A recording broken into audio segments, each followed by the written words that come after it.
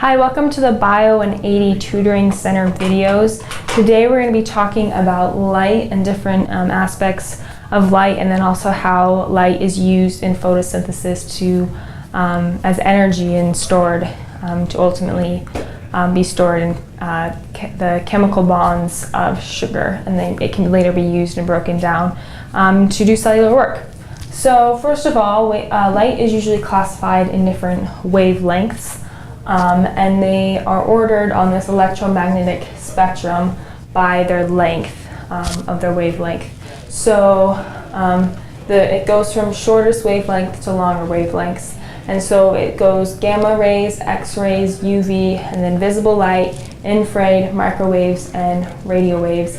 And then the visible light spectrum is from 300 nanometers to 700 nanometers long. And it kind of goes in reverse from the Rory G. Biv rainbow scheme that you've probably learned since you were in elementary school. But the more important thing, don't have to worry about memorizing all of the order. The more important thing to know is the relationship between wavelength, frequency, and energy. So the shorter the wavelength means the higher the frequency and higher the energy, and the longer the wavelength means the lower frequency and lower energy. And so that can sometimes be confusing to keep straight in your head, but I've always liked to use this little rope analogy to help me remember the difference between them. So if you have two people that are swinging a rope back and forth to make ripples in it, if they're just not putting a lot of energy in it and just doing it kind of softly, then they're going to have smaller ripples, and they're going to be more spread out. So they're going to have longer wavelengths. Notice how these are pretty long, spread out, and there's going to be less of them, so that's the frequency, right? There's only like 3 or 2 in this stretch of rope, and they're not putting very much energy, so that there's not a lot of energy in the rope.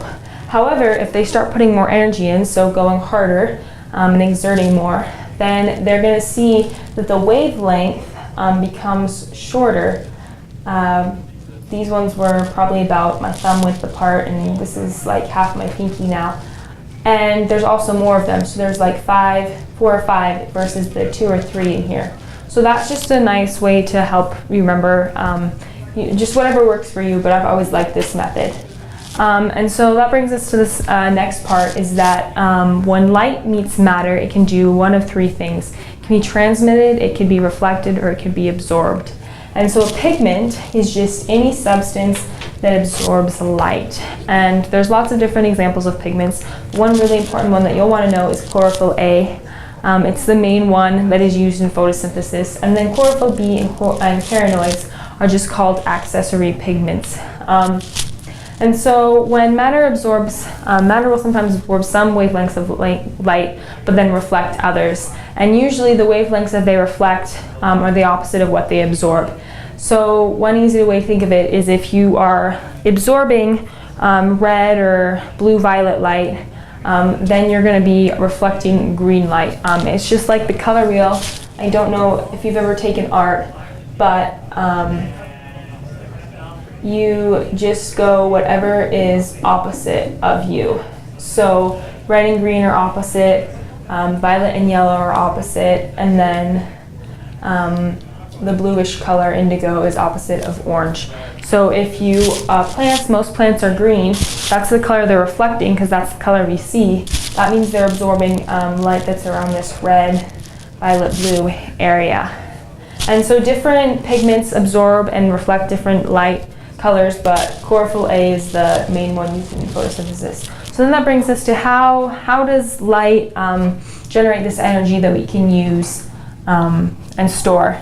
So what will happen is you will have a pigment, and you will put an electron or add an electron to it, and then it's going to have more energy. So that's why the energy went up, because when you add electrons to things, it gives them more energy. And then if you add light to it, it's going to excite it to an even higher state. So the state where it was at normally is called the ground state. When we add energy, remember, it takes energy to move electrons to higher shells. So we move the electron to a higher shell, and that means it has more energy to do work.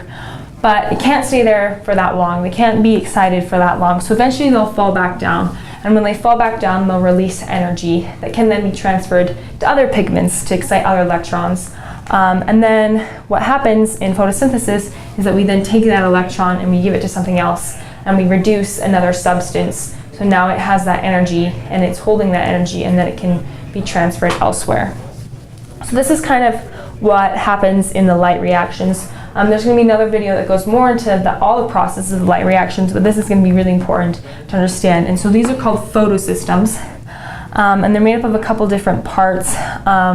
So you have a bunch of pigments that are sitting out here, and then you have inside, it's called the reaction center complex, and it has a unique chemical properties inside there. So what happens is light will hit these pigments, and it will give them energy, and they'll transfer this energy to other pigments until they eventually reach a special pair of chlorophyll A pigments. So these pigments out here can be carotenoids, chlorophyll B or chlorophyll A, but these ones are always chlorophyll A.